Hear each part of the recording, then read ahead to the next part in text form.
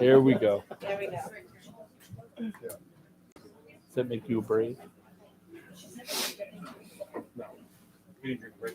No. The The news was enough to get me going today. no wings today, please. Yes. This meeting is called to order. Please stand for the Pledge of Allegiance. Remain standing for a silent moment of silent meditation. Pledge allegiance to the flag of the United States of America and to the republic for which it stands, one nation, under God, indivisible, with liberty and justice for all.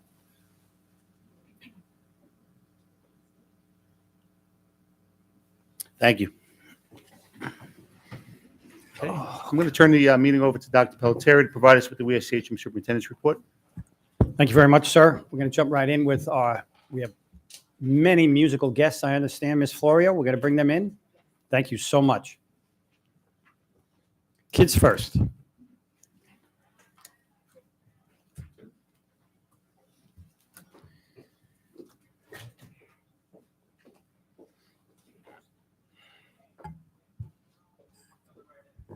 I hear him directing them from over here.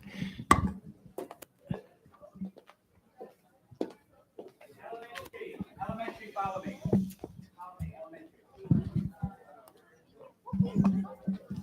Just go in.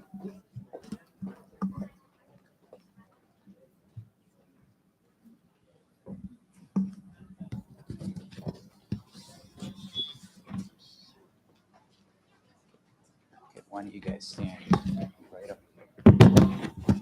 Hi. Good evening. My name is Gerard Giulio. I am the chairperson for secondary music here in Sachem. It's been a little hectic trying to get certificates to everybody prior to starting, so some have, some haven't. If it's okay, we're going to just hand them out, finish handing them out as we go along. Starting with our elementary SCMEA members, which are 5th and 6th graders who are chosen throughout Suffolk County. And either in band, orchestra, or chorus. So, Frederick Capetto. Okay. Yeah.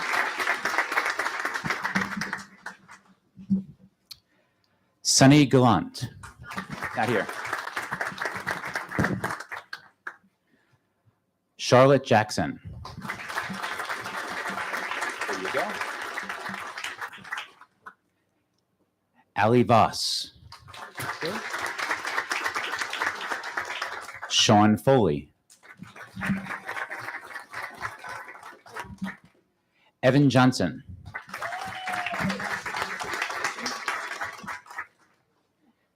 Braden Firth.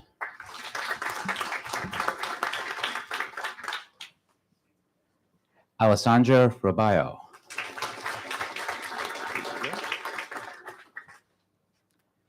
Vincent Mankiewicz. Is that it? Alyssa Spera. Thank you. Charlotte Lagakis. Cody Heitman.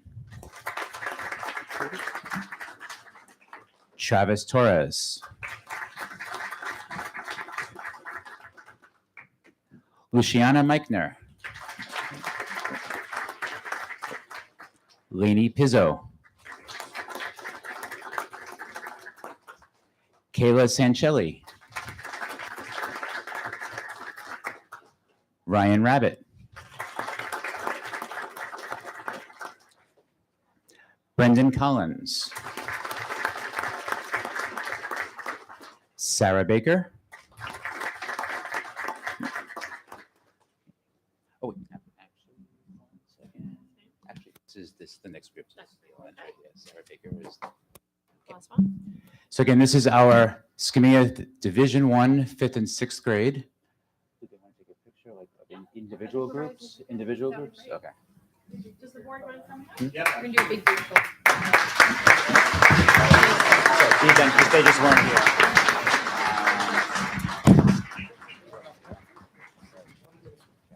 So I'm going to do the high school next. Okay, so these are the ones that These are want the to elementary, yeah. I'll open these up for you and you Okay, can thank announce, okay? Very difficult to get everything out. to all the kids. No, you know what? You should have told me this time. I would have said, of course I'll send them. I'm gonna get the high school. Yeah, go ahead, George. Let me have that. You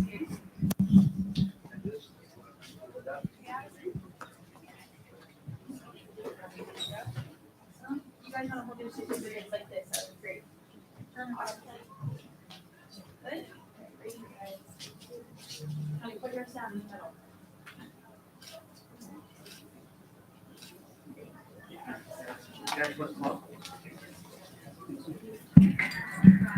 Parents want to come up, you're more than welcome.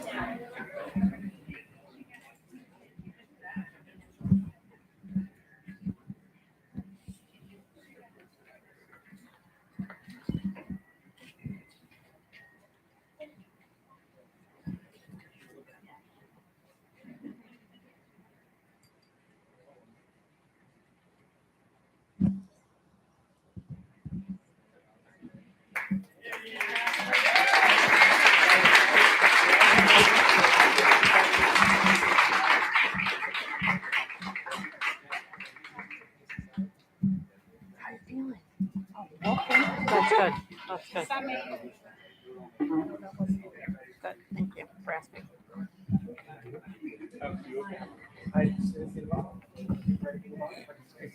Hi, Bob. Thank you for asking. Thank you.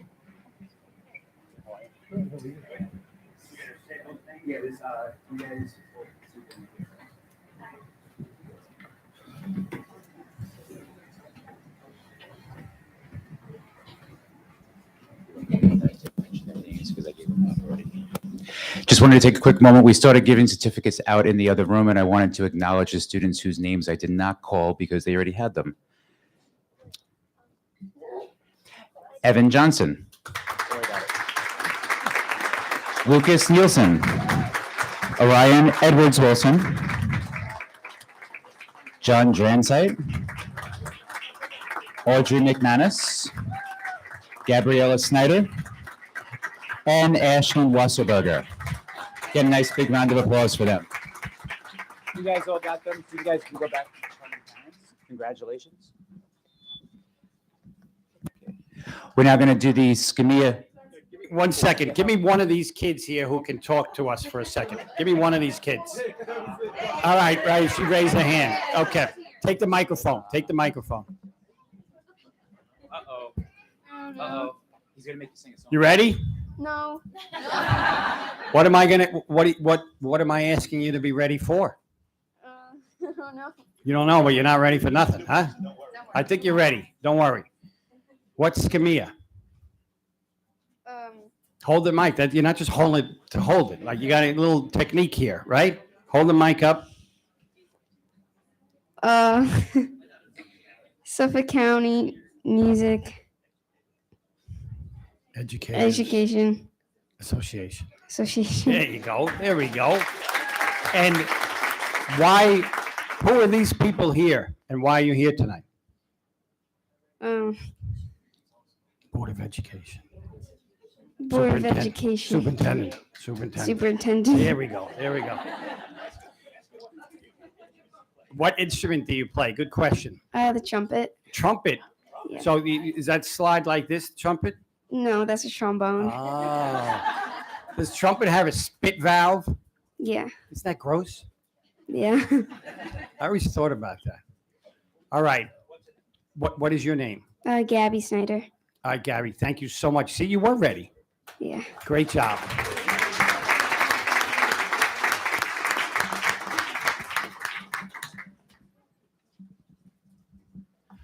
Okay, so this is our Division 3 Skamia members from 9th and 10th grade. Can you guys back up a little bit?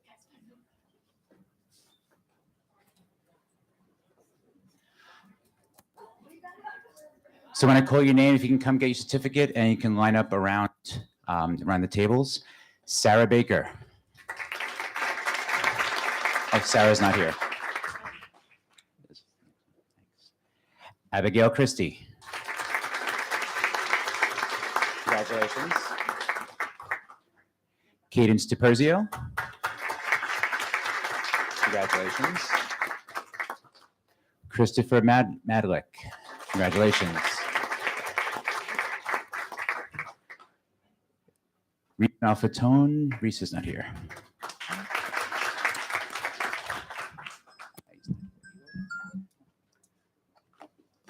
Oops.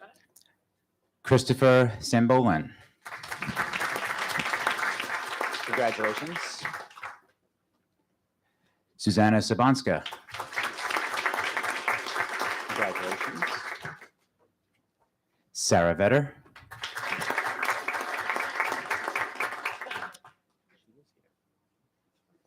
Juliana Wadawa. Emily Belensky. Abigail Tanacor. Alexis Tramontana. You picked one. Oh, you had two, right? Kylie Trojak. Logan Williamson.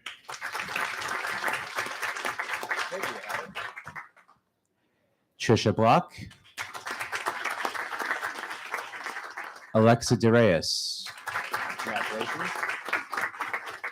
Ashley Fair. Isabel Flores. George Haynes. Congratulations. Lydia is not here. Vanessa Kamor.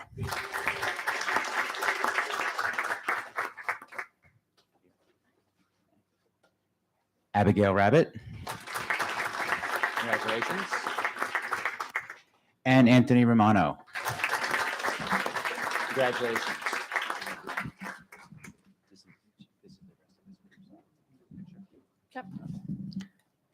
Okay, we'll take a picture with the board, and then the parents are welcome to come right up afterwards.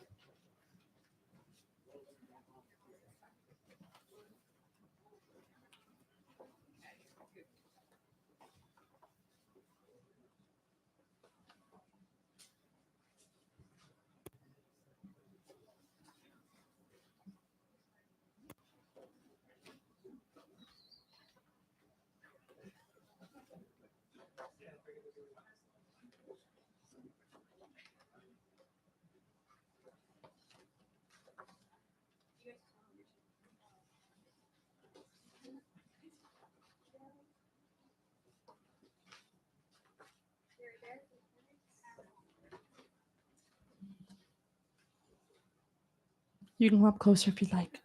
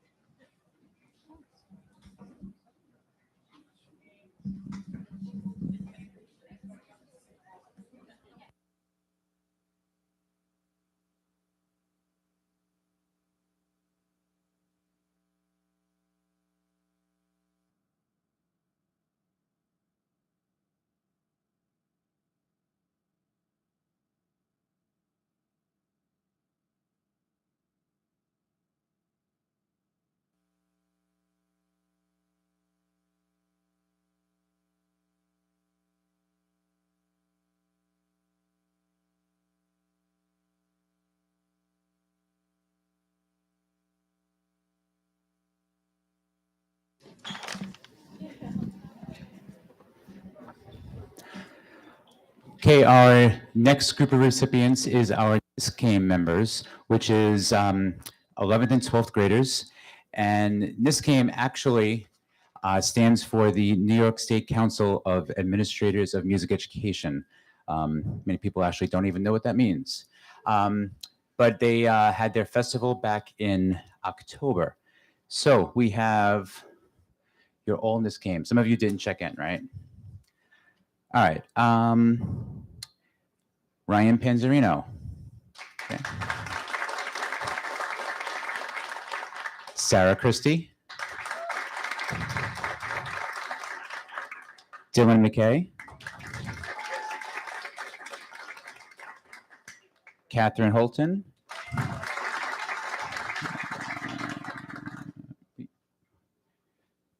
And who did not check in? Who did I miss? I'll just go through everybody. We have, so there was Jeremy Cruz, Colin Vasarado, Avi Talsanya, Drescha Bragna, Andrew Metzger, Robin Gillespie, Carly Salzano, Christopher Snyder, Jacob Flores, Aaron Young, Isabella Iadanza, Timothy Famigletti, Serafina Tazinski, JBO Acheron, Zoe Galata, Matthew Rivas, Adrian Diallo, and Mason Vaughn. And we also have Gabriella Hickey Dunn. Okay.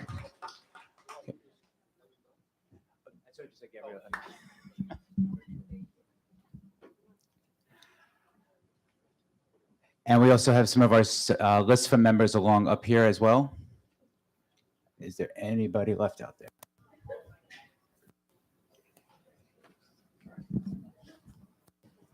I'm just getting them out in the hall, yeah. There's so many duplicate kids. Yeah. Yeah, we can do the LISFA and then this game together. Just going to announce our LISFA students at the same time. LISFA is our high school Long Island String Foundation. We have Erin Vetter, Sarah Vetter, Adrian Deo, Mason Vaughn, Juliana Wadawa, Jacob Flores Zeransky, Logan Williamson, Emily Piansky, Abigail Tanacor, Alexis Tramontana, Isabella Meichner, Abigail Rabbit, and Michael Rusinos.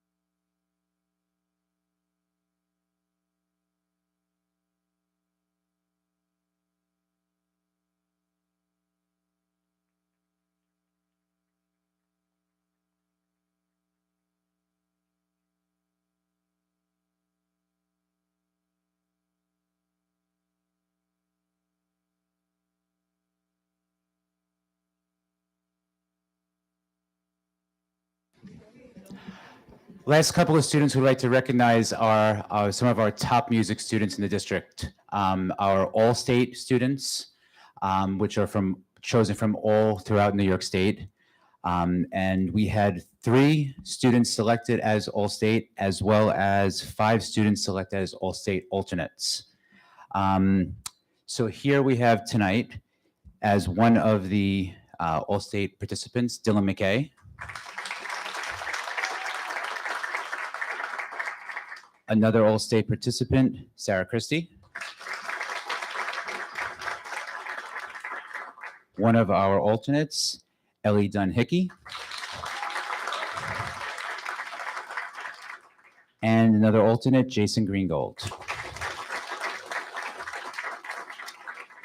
And the last two I would like to recognize, they've already been recognized several times, we had 2 students selected for All Eastern this year, which is the whole entire East Coast. One was a participant and one was an alternate. Again, we have Dylan McKay as trumpet and Gabriella Dunn Hickey. So congratulations. Was there a Sunny on that? On What? those? Was there a Sunny on those? Sunny? Yeah. For All-State? No, young kitties.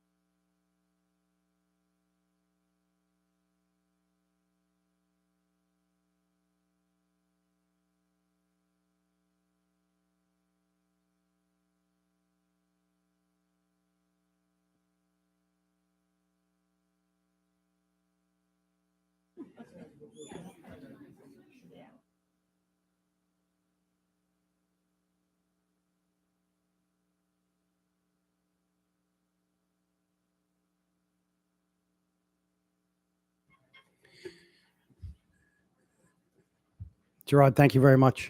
Have a pleasant evening. Thank you. I'd like to just real quickly start or go back to our moment of silence. And tonight I'd like to dedicate our thoughts and moment of silence to our young lady at Seneca Middle School, Lana Lika, her grandfather and her family. Their thoughts and prayers are certainly with us from this day forward. Thank you very much. The next on our agenda is our budget presentation. I think are kind of wrapping it up. Ms. Sarakis, right? You and Ron Hoping to wrap it up. got the pencils sharpened, and we are looking to wrap this up tonight, actually, right? We're going to have a number. Yes. Even though the state Still has not. come still out with has a not budget. given us a Yes, number, right? correct. So Correct. we do have, we wait with bated breath. As I heard, perhaps Friday. They didn't extend it till Friday. And The extension goes until April 20th. No, they only did a few days. yeah, they did 3 days. Yeah. So I'm hopeful that we get something Friday. We may hear by Monday official numbers, but despite the fact we don't have those numbers, we must, by regulation, plow ahead. So we're going to do that. All right. Thank you very much. Okay, thank Go you. ahead. Okay, so this presentation actually is very similar to the one we just did 2 weeks ago. There aren't very many changes to it, but we're going to review the proposed expenditure budget, transfer to capital, our revenues and fund balance and reserves, our budget highlights, security upgrades, and then our proposition 2 and what our next steps are. So here is our proposed 23-24 expenditure budget. We're looking at a $363.8 million total budget. That represents a $13.8 million budget-to-budget increase over the current school year, or a 3.96% budget increase. This chart just shows the expenditure budget broken out by object codes, which are very general categories of where the money goes to in the budget. How this differs from the presentation 2 weeks ago, you'll see at the bottom, we had $13.4 million at that time budget-to-budget increase. We had some changes in our salaries based on sections, one where we realized we didn't need a section, and then bringing other staff members back in. We also added 3 new E&L teachers to these final budget figures, and some additional tuition for charter school students. One item to note in here is our interfund transfers, which is what I'm going to speak about next. You'll see that there's a $9.7 million interfund transfer, and the majority of that is our transfer to capital line item, which will be utilized for capital projects going forward. So what we're proposing on those capital projects are our new interior hallway doors at our elementary levels, auditorium air conditioning at our middle schools, Sagamore and Samoset partial roof replacements, the North High School Little Theater renovation, our East High School auditorium sound and lighting, and our district-wide building management system. And as I've mentioned before, the district-wide building management system is the only item up here that does not qualify for a building aid. And then we are looking to purchase 2 new vans for our transportation department, one wheelchair van that will just assist us, give us more flexibility with field trips, and the other van, which should have been purchased in this current school year, we had budgeted for 3, but prices had increased so significantly that we could only purchase 2 at that time. So how are we paying for this budget? We're looking at our revenues now, our property taxes. We are looking at a tax levy increase of 2.08%. That's that top line item. That is tax cap compliant. We are working within that levy constraint that we have. State aid, you'll see we are at a 3.02% increase. Even though we don't have an adopted New York State budget, we don't anticipate there to be significant changes in those state aid figures, which is why that we are pretty confident we can move forward with this budget adoption this evening. We have our other revenue sources that are up there, such as payments in lieu of taxes, interest in earnings, things of that nature. And then at the bottom, you'll see restricted reserves and appropriated fund balance. Important thing first with our state aid, foundation aid is the largest category of our state aid, and we are in what's called a hold harmless. When the governor came out with her budget, we were showing a 0% increase, and then the legislature came forward with their minimum increase, or what they're calling hold harmless, where they said the districts that were slotted to get 0% increase, they would get a 3%. And again, we have to keep in mind 3% in state aid, 2% on a tax levy. Inflation just a couple months ago was 8%. It's 5% currently, still well above what we're able to raise in our revenue sources. At the bottom, you'll see restricted reserves. In the current school year, the voters did approve to appropriate $6 million out of our restricted reserves to balance the current budget. I'm proposing for the upcoming budget, we have $9.2 million in appropriated fund balance and just roughly $630,000 in the ERS retirement system reserve. And I'll go more into that on the next slide. So when we look at our fund balance and reserves, we did close out the 21-22 school year with $49.3 million in the restricted reserves. And then we had our unassigned fund balance in addition to that. As of July 1st of 2022, we pulled out that $6 million that was appropriated for the current school year. So that would leave $43.3 million of restricted reserves in right now in the current school year. So for 22-23, Mr. Sachs has been working on our fund balance projections as we get closer to the year end. And his report for the month of March was indicating that we are looking at an operating surplus of $9.2 million. I don't know if you want me to put you on the spot, Mr. Sachs, or you want me to just keep going on that report. Yes. I'm estimating $9.6 million. A majority of that is on the revenue side. We have a very small expenditure surplus, as we have not had in past years. So we really have an expenditure issue this year, not a revenue issue. In past years, we've always had the revenue issue and not the expenditure issue. So yes, so we're looking at unanticipated Yeah, revenues. Articulate what that Okay, means. so That's what I meant. I didn't mean go faster. I meant just our- discuss that for us, please. we would normally see where we would underspend our budget, and that would allow us to have a surplus on our expenditure side. But the budget has been getting tighter and tighter. So we're looking at $3.4 million in unexpended expenditure budget for that portion of the surplus. In the next year going forward, 23, 24, we have had to really cut back, and Mr. Sachs and I have gone line by line through that budget, making cuts to come down to only require, a little, just under $10 million of a, budget gap. So we're not anticipating in the next school year to have that surplus generating from the expenditure side. This year was a bit of an anomaly where we had so much in the unanticipated revenue side. Do you want to speak more on the revenues? Sure.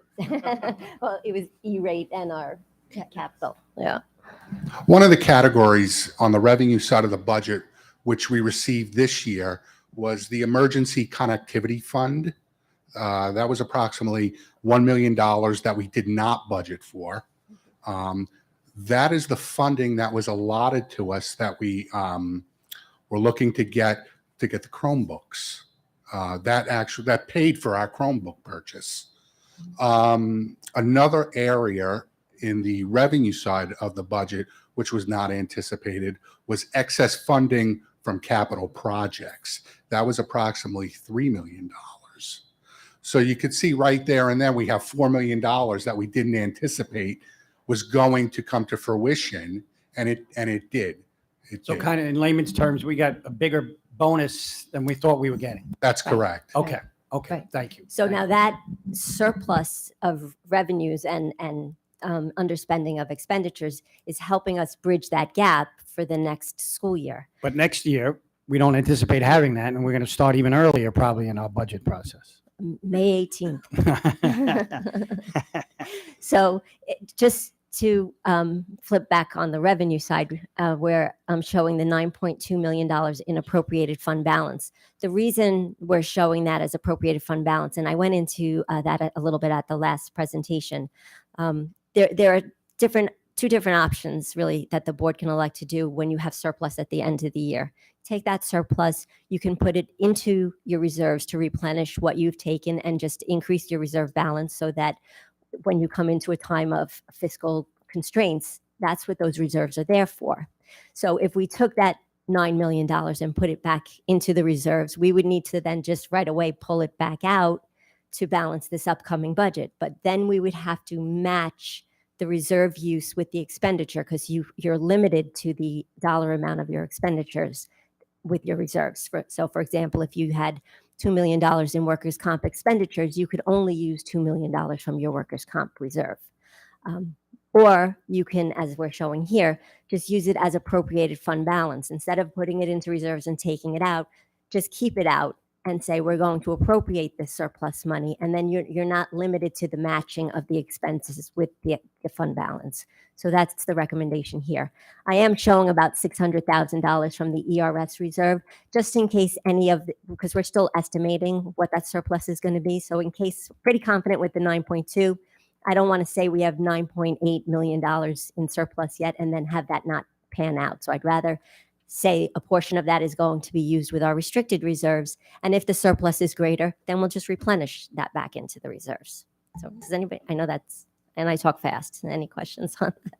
Okay. So budget highlights, we're the 23-24 looking to maintain all of our current programs and services. We're continuing to fund the capital and improvements through that transfer to capital appropriation code. This new in these figures tonight were the 3 new E&L teachers. We're expanding the new theater program to the North High School. We're maintaining the middle school, college, and career program. We're looking to increase our deans from a 0.4 to a 0.6 full-time equivalent at each of the high school. And we have 2 of those deans at each of the high schools. And we're looking to hire a clerical at each high school to work with the deans. Security upgrades. We are looking to hire 9 new security guards district-wide. We are doing our door hardening as part of that transfer to capital, and all of this comes from our security assessment that was presented a few months ago. We are looking to implement license plate readers and a camera project district-wide that will show every car that comes onto our campuses at every building, coming and going. And then the scholarship student management system program. And that is for students will swipe in, that will be their attendance. If they're the kiosks are mobile, so when they can be wheeled to the cafeterias. If a student is not supposed to be at lunch but is trying to go hang out with their friends, as soon as they swipe their card, they'll get a red light that says, no, you don't belong here, go back to class. So that's the scholarship program. So now Proposition 2 is the proposed utilization of the capital reserve. So the capital reserve proposition is for the high school east and north baseball / multi-purpose fields. These fields, we're looking to replace the synthetic turf infield and outfield for baseball, new dugouts, storage, fencing, bleachers, bleacher pads, warm-up areas, batting cages, and things of that nature. Just want to note that the capital reserve utilization has no impact on the tax levy. So the tax levy is 2.08% increase over last year. Whether Proposition 2 moves forward or it doesn't move forward, it does not impact the levy at all. So the current capital reserve has $12.2 million in it at this time. If we, the potential projects at North and East would come to just under $7 million, and that would leave a remaining capital reserve balance of roughly $5.3 million. So this was a rendering just to show that once the infield and outfield are turfed, that the outfield can be used for other sports as a multi-purpose field. And there's just 2 different layouts, one going across the outfield. And then here you can see for East, if it went, I'm going to say vertically, but I know that's not right. Is it north and south? You can get a multi-purpose field across the entire field and have field hockey practice or soccer practice, or you can have your marching band practice out there. And also at the north fields, also just a rendering of those multi-purpose fields being lined for different sports. So there would be utilization by a larger portion of our student body. And our next steps, so on tonight's agenda is the resolution to adopt the budget, and then May 3rd will be our budget hearing, and then May 16th, our budget vote. Does anyone have any questions for me? Questions on the board? I just have one question. Sure. On the security upgrades, 9 new security guards, do we have a dollar amount to that? The cost of 9 guards? Yes, I can get it for you while Okay. the next Okay. presentation is going on, if you just give me 1 minute. Steph? I don't think I thought of this to ask before, but if the capital projects are underspent, where does that money go? And then what happens, because I know there's a process to get this approved, so it's not this year, but next year. What if everything goes up a lot? Well, then we would, when we go out to bid, so the 23-24 capital projects would most likely be started in the summer of 24. That's when the approvals would come through. If we anticipate that the costs and inflation will be such that we wouldn't be able to do everything that we have on that list, the architect, when he draws up how we're going to go out to bid, packages it into different alternates so that we can almost like putting together, you know, a menu of different projects you want to do to get as close to that budget number that you can. If it's underspent, it gets sent back to general fund as surplus, which is why we have that $3.2 million unanticipated revenue source Okay, this year. so that could happen because inflation could get a lot less, hopefully. That's what happened this year, right? That's why you Yes. have some. And that was a prior year project, yes. Yes. And I will pull up that figure. It's 9 security guards, right? Yeah, we have a budget line for it, so that's why we'll pull up that line. We also have our budget advisory presentation as well. Oh, a question first. Ms. Iserni? Michelle, on the, can you explain what additional 6 charter school students is? So we usually budget $15,000 is the state-approved charter school rate that we, as Sachem, can be billed for any of our students that go to a charter school. We usually budget almost as a placeholder for 1 student. As of right now, we have 7 students electing to go to the charter school. So we had to budget an additional $90,000 in the tuition that we're going to have to pay out. You say, okay, go ahead. Can I speak to that for a moment? Sure. Also, go ahead. You want to? Well, when you say the charter school, A charter school, any charter school. But right now, we have a charter school opening in Sachem. I don't know if it's open yet or it's opening. Ronkonkoma. that's what That's what what's that's going to cost for. us. Yes. So I'll speak to that for a moment because this board and I, amongst other boards of education, have stood in agreement that we're concerned about the opening of charter schools, in particular in the fact that Sachem never had the opportunity to have a public hearing around said charter school. And these charter schools were opened in Central Islip and Brentwood for their students. And lo and behold, all of a sudden, because they could not get a building or facility, they found a temporary one in Sachem and hung a shingle and are beginning their process of bringing in our kids in terms of being able to attend their charter school. So we wrote a letter to the SUNY who authorizes the charters and working with our attorney.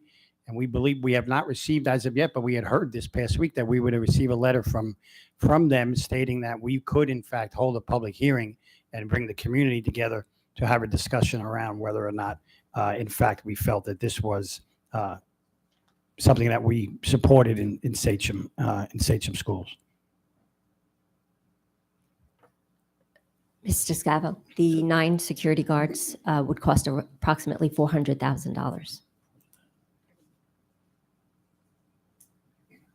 So just thank you so much for that information. So the charter schools, obviously, this can grow and snowball, and right now it's $90,000, but a year from now it could be $250,000 or $300,000, and this is something that, as a result of putting this right in our community without input from our community and our Board of Education, is going to be detrimental to our future budgets moving forward.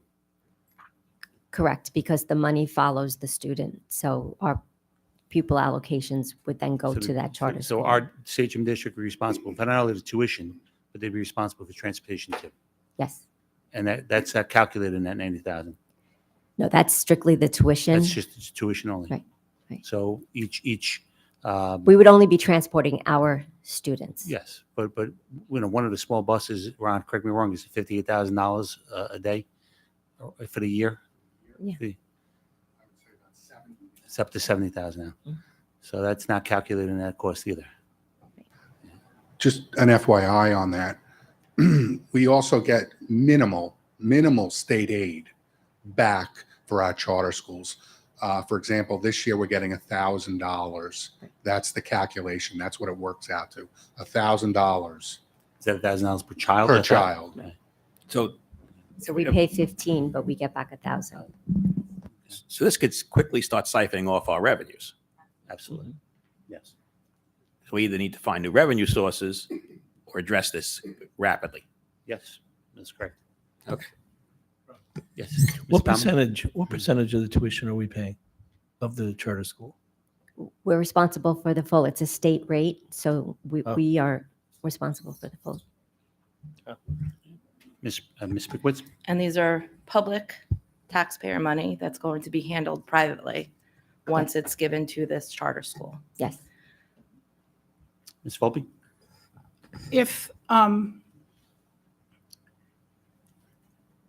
we have a hearing, how will that impact any of this now? Or did we get like kind of ambushed with the charter school that's going in now?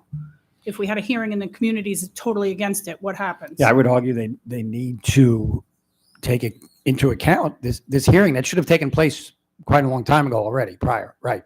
So again, the chips will fall with that. Chris is colleague, Mr. McCarthy, has been working with us and other districts, Bay Shore, several other districts as well, all facing the same issue. Following up, would we still be responsible for that tuition? Yeah, that would have to be, we would know that. We don't know that now. We don't have the answer for that now. Can I just- Yep. I mean, Mr. that, Woods? just that we're on the topic of it, could we, I mean, I just think for the community's purpose of learning what charter schools are and how they function, I know that I had sent an email back in, January, February to the board about what could happen if charter schools do, kind of come over. And then, I know everybody likes, the school choice piece, but the point I was trying to make is that it's public money that then is going to be spent and treated privately. And there's a whole slew of things I'm not going to go into, but I really think there needs to be some education and facts around the charter school so that our community can understand how this could be extremely detrimental. And we're seeing all these wonderful programs like woodworking and cosmetology and sports and clubs. We're really moving forward that once we have tens and hundreds of $1,000s being siphoned out of our school district, what's going to be cut first to cover those students going to the charter school? So I want to see us to continue moving forward. I have confidence in our school district. I don't believe we need a charter school in this area. That's just my thing. So I think that some education has to be put out there about it because there is some misinformation about it that is circulating. I have to tell you, I shake my head over this constantly because it was not authorized for this community. It's authorized for two other communities. And the fact that it ended up here, opening here in a temporary fashion, and supposedly, therefore, because it's temporary, we'll go back to other communities. What are they going to do with our kids? Send them back to it? I don't necessarily believe that. And I wouldn't want to harm students, obviously, in any way. So there are still a great many questions around it. So in terms of like a if they future, send them back, will they send the money back? yeah, no, I no, can I got answer you. that for you. Yeah. In terms of future budget presentation, budget discussion, that is something that we can certainly do. Any other questions about the budget? Meredith? I just have a question for Michelle. I know you explained that the surplus, the way that we're going to use it and all that, but could you just explain for the community? Because I think what happens is our budget every year, like we've never had our budget kind of like, hey, we're at 350. Now we're at 355. We're at 357. We've never gone down to like 340, 333.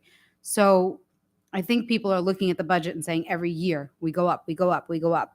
Now all of a sudden we found surplus, but it's kind of like we didn't really find surplus because we were in a deficit. So if you could just explain that a little better, just because there's some people that are going to think that we really truly do have over $9 million, but we don't because then there was a deficit that we kind of snuck in there too. Right. So when you appropriate either fund balance or reserves, you're planning to operate at a deficit. So we were planning to operate at a $6 million deficit for this year. We were hoping that we would underspend the budget because a budget is an estimate and you try to, cover any types of contingencies, but you want to have some money. You don't want to spend every penny of a budget because then that's poor budgeting. You're supposed to be allocating for contingencies, unforeseen circumstances. You hope those unforeseen circumstances don't happen. And then you have some leftover money that you put back into your reserves, which are your savings accounts. And you want that savings because that's how you weather wild swings in state aid and inflation and tax levies that you can't pierce. That's how you keep your programs steady, and that's the whole goal of having those savings. So having $9 million this year, and again, most of it from the revenue, so $3.2 million from capital projects that I believe were 21-22 year capital projects that finally closed out, and we had the money left over. That gets sent back. That was completely unanticipated. Will we have capital projects that come in under budget going forward? I don't know. 8%, 5% inflation? I don't think so. And then we had the E-rate funding that came through for the Chromebooks. That was something you don't know when you're going to get that funding back. Like everybody applied for it, and you're at the mercy of the federal government sending that money back. So it was just a combination of getting the capital project, the E-rate, and then our normal tightening of our spending and having the $3 million from the expenditure side left over that enabled us to have this $9 million. We don't anticipate having that level of it going forward, only because the expenditure budget now is so tight, just trying to come down to where we're only trying to plug a $9.8 million gap. Ms. Michelle, just for point, oh, sorry, somebody, Mr. Issardi. Mike. Michelle, actually, I think you're not giving yourself a lot of credit, because if I'm looking at this correctly, on a $349 million, you came within 1% really of hitting it, right? Because you only had $3.4 million expected to be left. Mr. Issardi, I had a whole formula Oh, I'm that I was sorry. going to do. And then you said to me, you were expecting to underrun by $6 million, and you actually got the $5.8 million unexpectedly. So in essence, you did run. So you actually were very good at your projections. I would submit to everyone here, right? Okay. So Mr. Sachs, too. Oh. He does a lot Yeah. of projections. Certainly a team effort. Our folks last year, this year, We're going working to on promote it. it from the kids' table, right? You're going If to you- promote it from the kids' table. Go ahead, Ron. Mike, you've always said we've been 97% accurate Yeah. almost every year. And that's a true statement. That's a fact. This year happens to be an anomaly. In all my time here, I've never seen a budget this tight. So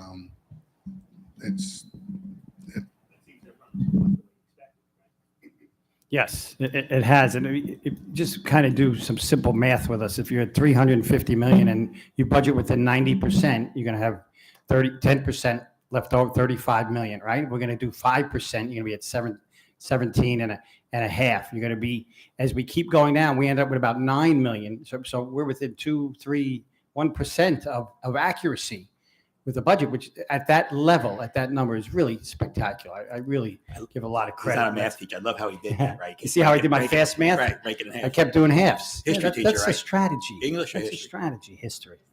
That's a history teacher. It's a strategy, Mr. Issardi. Thank you. Sure, just a point of clarification, the proposed utilization of capital reserves, we're using $6.9 million for athletic fields. The fact that we're tying it into building projects, we're able at 76.76%. So we're getting, Right. 3/4 of that money back over a 15-year period. Correct. And any outdoor project to qualify for building aid has to be linked to an indoor project. So the fields at East are linked to the auditorium renovation with the sound system and lighting, and the field at North is linked with the North Little Theater renovation. So normally, if we weren't able to do that, we'd be on the hook for $7 million for those fields. Correct. So, any other questions, board? So tonight we will be adopting the budget. Okay, but before we do that, we're going to invite the Budget Advisory Committee, who's worked diligently on looking and combing through the budget in a very detailed manner to see, where there's potential savings, where there's expenses that we could avoid and revenue.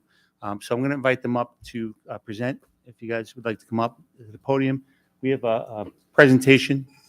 Are folks at home able to see this? They are.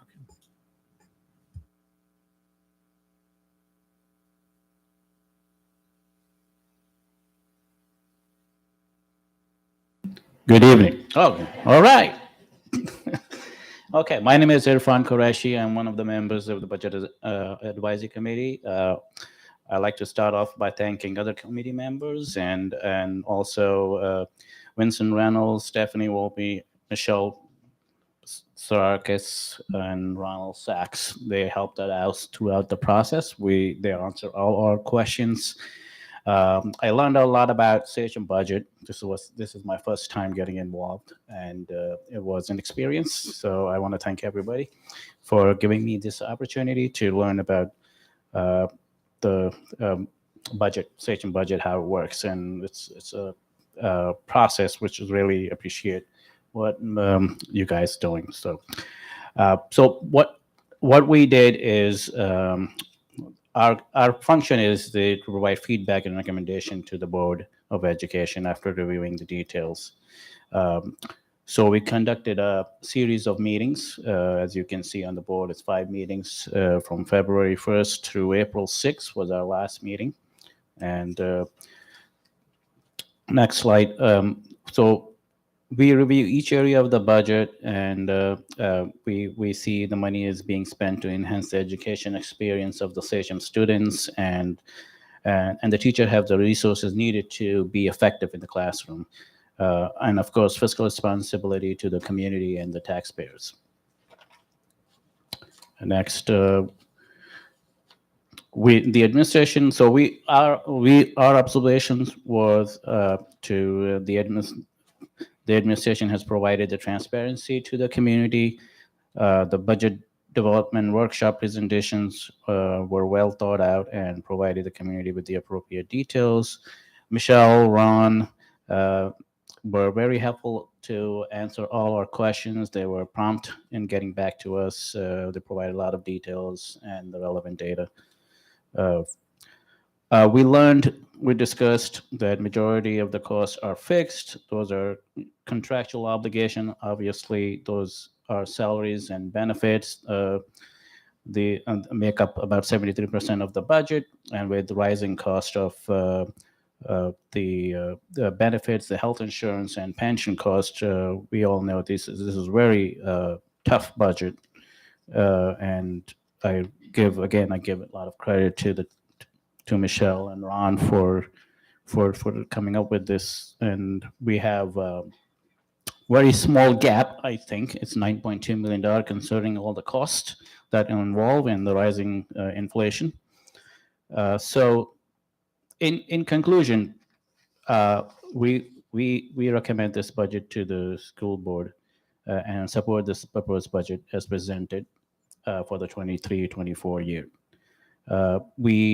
Some recommendations from the committee members were one of the recommendation was staffing physical therapists and occupational therapists as a possible cost savings instead of outside contractual costs. Maybe we can save some money by bringing this in-house. That's one of the recommendations from the members. The other thing that as Michelle mentioned, that we using the 2022-2023 surplus money, which is here $9.2 million, to appropriate as a fund balance instead of putting it into the reserve, because the reserve has most restrictions. So the fund balance would be the most appropriate method to use for next year budget, using the 2023 surplus.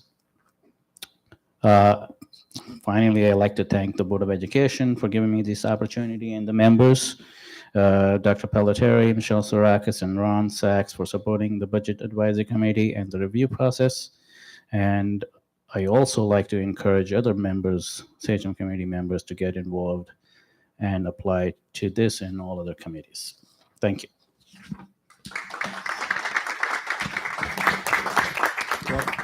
Just a comment, Rob, just Yeah, on sure. behalf of the Board of Education, I just want to thank the Budget Advisory Committee. As you said, they worked diligently over the past couple of months. We had a series of meetings, and I've been involved with this committee for several years now as a community member board trustee. The amount of questions and data that they asked for was pretty significant, and Michelle and her team and Ron provided it. They dug in, they asked a lot of good questions, and I think, as you can see, they came away with a good understanding of how the school budget works. So again, just to the community members, listen into this one and possibly join next year, because I think it opens up the eyes to a lot of community members as to how this budget works. So again, thank you guys. Fantastic job. So thank you. Thank you, guys. I see Stephanie. One of the things I noticed with this committee was how professional they were. You guys were incredible with everything that you did. And you also seemed to enjoy it with Michelle, which we've never seen that before. Usually everybody's like, I don't understand. You guys were full in. My head was spinning at some points. It was great. So thank you. Vinny, you have a couple more members from the Budget Advisory Committee here. Maybe you could just introduce them. I know they were part of the team. Yeah, so Efram was our committee chairperson. We've got Chris Buckley, who is our secretary, and Tina Pfeiffer is here as well. And is Andrea? Jennifer Kelly is here as well. So again, fantastic job, very diligent. And as Stephanie said, they had some really good interactions with Michelle and Ron and dove pretty deep. So right. Thank you, guys. Thank you. Thank guys. you very much. Appreciate it. Thank you. That concludes my superintendent's report, sir. Glasses back on so you can see. Student board member reports. Student board members are not here, so we'll follow up the next meeting. I have a item D, approval of minutes for April 5th. Any motion, please? Vinnie Reynolds, second by Stephanie Volpe. Any questions or discussions? All in favor? Opposed? Motion is carried. Visitors, we have one visitor. I'm going to invite the visitor up now to speak. Kim Caraciola, is she here?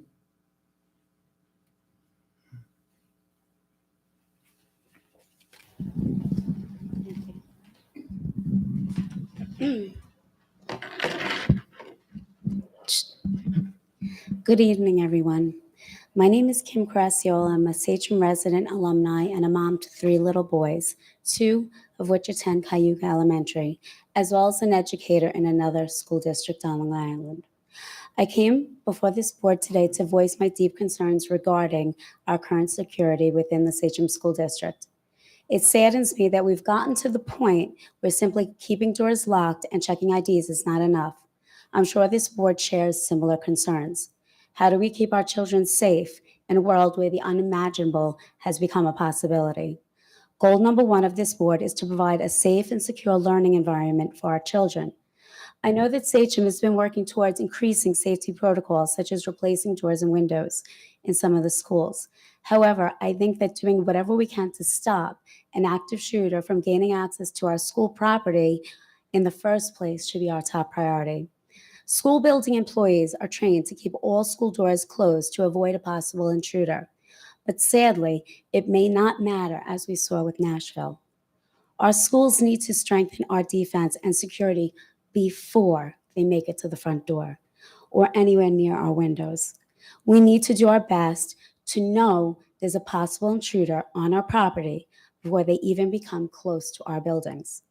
If Sachem were to employ armed guards to monitor anyone that tries to enter the property, instead of checking IDs and asking for a reason for visiting in the building, it could be done at the entrance of the property by an armed guard.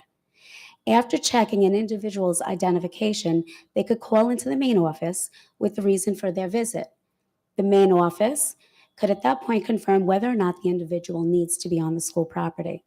Using a system such as this would either deter or alert an issue at the entrance as opposed to after they have gained access. In addition, have security cameras placed anywhere around the property where someone could possibly gain access, and have screens visible to monitor if security is breached throughout any point of access other than the entrance, with signs that property is under camera surveillance. We need to start our security at the front of the property, not near the building or in the building. To my knowledge, Cayuga has had armed police officers patrolling the perimeter since the community learned of some concerning information. The community was being reassured that this individual was never on school property. To my knowledge, the concerning individual was not on school property, but just outside the fence of school property. I have since learned that this may have occurred on more than one occasion. Now, with the history of this individual, combined with the fact that they had no reason to be anywhere near this school, I find it extremely concerning, regardless if they were inside or outside the fence of the school. I feel the stationing of police officers outside Cayuga is not being done out of an abundance of caution, but more so because there's an abundance of true red flags being waved. Ma'am, I'm sorry, that is your 3 minutes. Can I just have one more minute? If you could wrap it up, Sure. I'll give you a few more seconds. So we do not have a crystal ball to see what could happen in our future, but we do not want to be the next Sandy Hook, the next Columbine. They did not have a crystal ball. They did not know what tomorrow was bringing.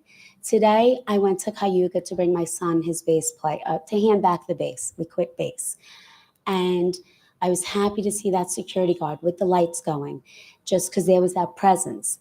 But when I pulled in, and I think the security guard was doing what he was supposed to do, I drove right past him. I went to the back of the parking lot, and I made my U-turn around. And right there, I saw my son's old kindergarten classroom.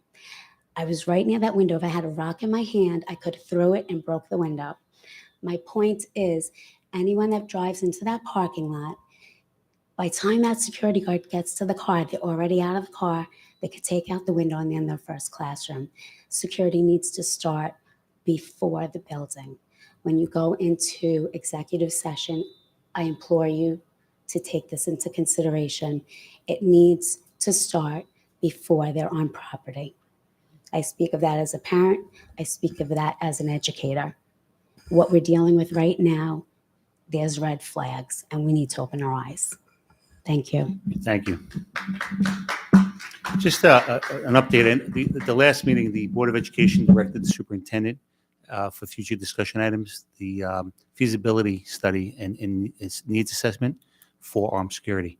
So the superintendent is going to come back to us at a future meeting to express the needs of the district, but also to explain how other districts around us went through that process and the length of the process it might take. At that particular point, if the Board of Education wants to continue to pursue it, then we'll bring in experts and people in the security industry to help guide us to see.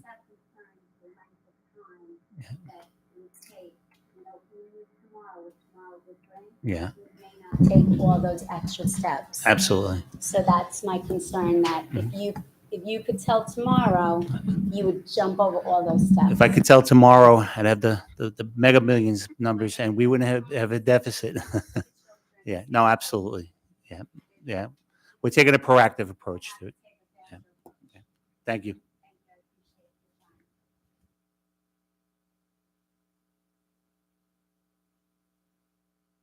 Is business items. We have a consent agenda A through C. Any motion, please? Okay. Meredith Volpe, second by Ms. Slattery. Questions or concerns? All in favor? Opposed? Motion is carried. Item 4, personnel consent agenda for teachers, A through E. Any motion, please? Okay. Stephanie Volpe, second by Matthew Bauman. Questions or discussions? All in favor? Opposed? Motion is carried. And 5, we have personnel items for support staff, consent agenda A through B. I need a motion, please. Okay, Ms. Dyserny, second by Meredith Volpe. Any questions or discussions? All right, all in favor? Opposed? Motion is carried. Item 6, contracts. We have a consent agenda A through D. Need a motion, please.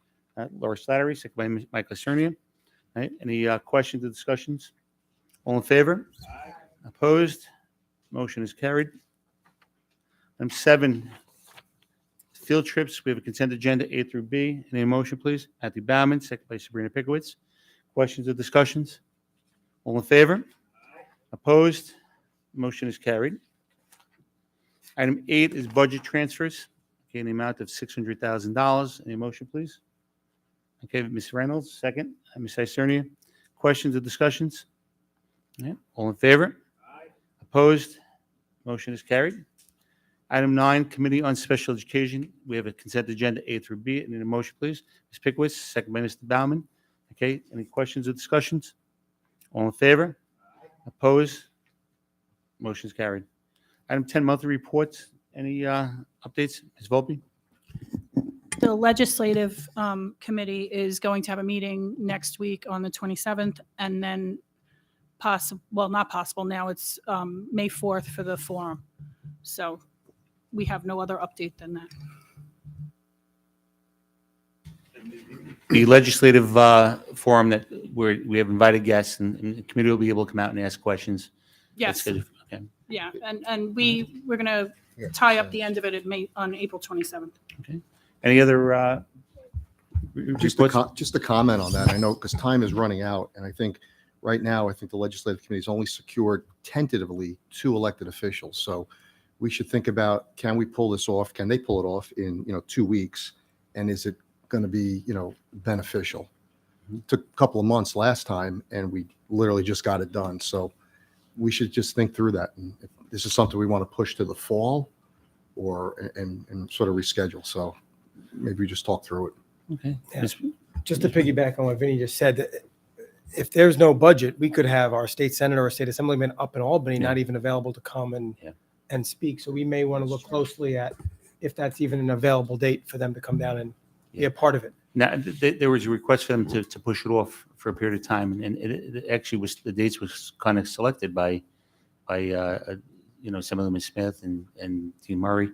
So it's something, conversation I think the legislative committee should have. If they don't feel that we're going to be able to attract enough of our legislators and elected officials, maybe we need to, move it back. We haven't had a meeting to discuss it yet. That's what's happening on the 27th. We were going to discuss all these things as well. So, I personally agree that it's a very short window, but it's also up to the chairperson who took on this to see if she can pull it off. And I have full faith she can. We just want to make sure she will and she wants to. But as of right now, the information we have is that she wants to go forward with May 4th and have a meeting next week. So hopefully during that meeting, we'll have our concerns addressed. Ms. Slattery? So as a former board liaison for legislative committee for a few years, as Vinny said, when we put together, and Chris, you were on the committee, we started planning in December, talking to our elected officials, getting dates, who could come, who couldn't, reaching out, letting the community know, soliciting questions. It was like a 3 or 4 month process to pull it off, get it live streamed, have everything together, to not even have the date out or have everybody.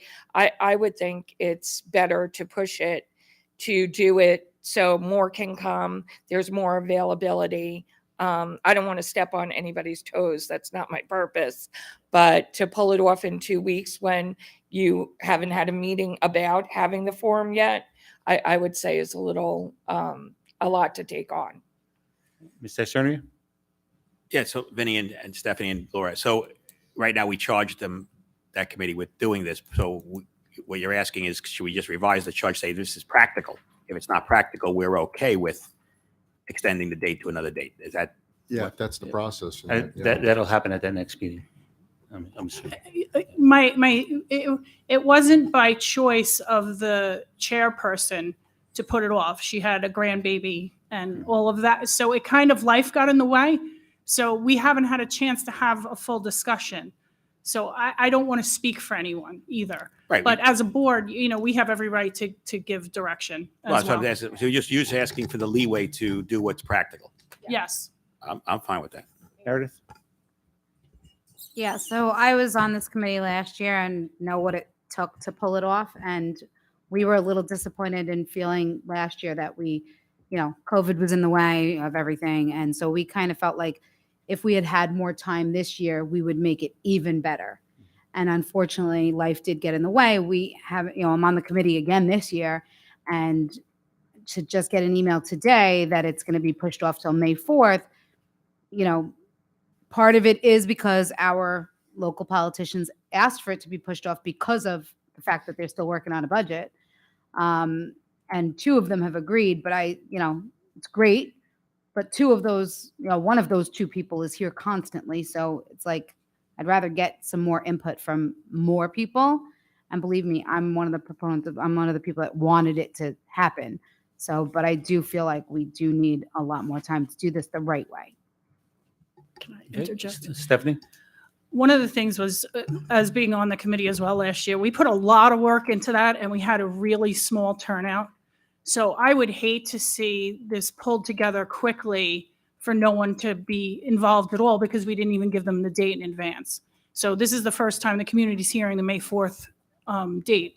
So, And to be honest, we didn't have, when the original date was the end of April, we didn't have much going out about it then either. So whether the date was moved or not, we haven't given the community ample time to we prepare. had so many people, and that's what's unfortunate. And I don't want to make another, okay event when if we did decide to do it in the fall, it would be even better.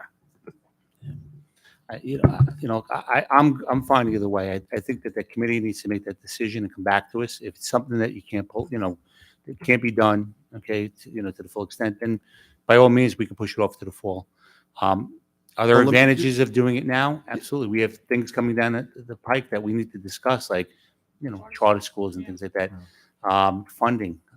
So just a quick Yeah. question. Should we leave that to the committee, or to Mike's point, do we just sort of I vote on a charge to kind of reverse the charge and push it? Listen, I think we could always cancel it if we have to, but I think, given that the person who's, the opportunity to, weigh in and say whether or not they can handle it, do it, maybe they're going to hear from more legislators. If May 4th's not good, I mean, is late May something that we can do? Early June, something we can do? We didn't ask the electeds or the chair. So, we didn't have a discussion. That's the unfortunate Yeah. thing is there's really nothing to report other than Yeah. we're having a meeting and they're requesting May 4th. Yeah. So, I mean, I've been a part of these legislative, sessions where we've had, numerous, congressmen to senators to, local elected officials. And I gotta be honest, with you, they're never well attended. We used to have them in the auditorium at Samoset, and you can count, the heads, it was 15 or 20 people for a district that has 50 or 60,000 registered voters. So I don't know what we'd have to do to really fill a room. But like I said, I mean, I would, to Mike's point, I mean, we could reverse the direction and change the date, but I'd rather give the legislative committee the opportunity to My suggestion was not to tell them no yet. Yeah. Say we're okay with whatever that decision ends up Yeah, absolutely. Yeah. Is everybody okay with that? Yeah, that's fine. Okay. All right. they're still working on their charge, even though it's getting pushed back. So in my opinion, it's, we still have time to move it. Yeah. But at the same vein, she asked for it. She's not saying she needs extra time. Mhm. So I just see what Okay. happens on the 27th, and we can give an update to the board Sure. right after, immediately after. Yes. Scavo, I'm sorry, but on advice of counsel, I neglected to point out that I think we need to correct item 3B and actually put the amount that the budget's going to be, or at least mention the amount the budget's going to be in those two blank spaces. That was added in the official budget board docs numbers. It was put in. It was not blank to the public. No, if you go online to board docs, it was put in there. It just, by the time that these were printed for your folders, it wasn't. Is that good enough? Good enough. Mr. Good Venner, enough. okay, we don't have to state it out loud or anything. It's in there. Okay. And Michelle, it's in there. Okay, thank you. Yes, Ms. Um, Slattery? Mike, do you want to give the update from the audit committee that met, or you want to wait until it's presented? I mentioned last time Okay, I mentioned that Don was firing. okay, sorry.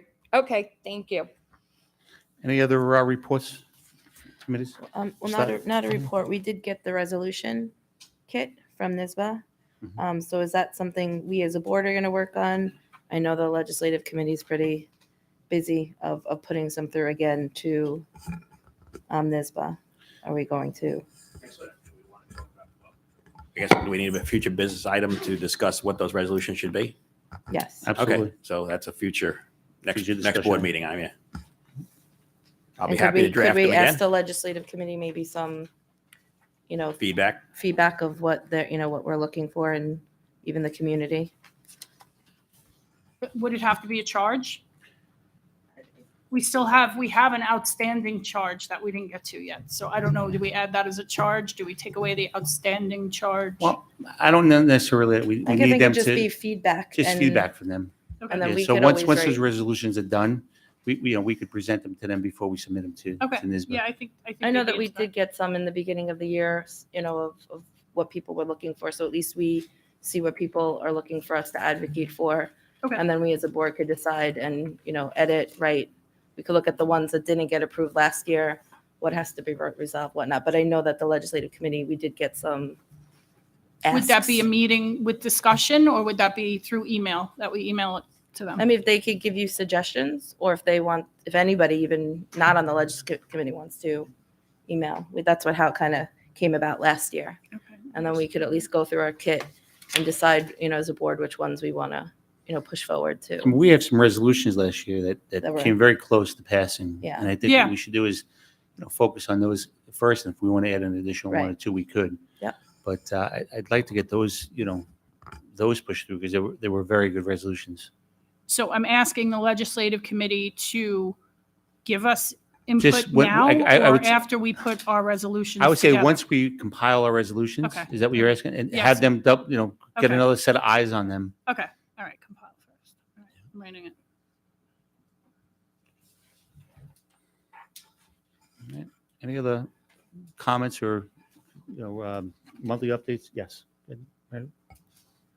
So, obviously, we all know about the whole name change thing that's going on.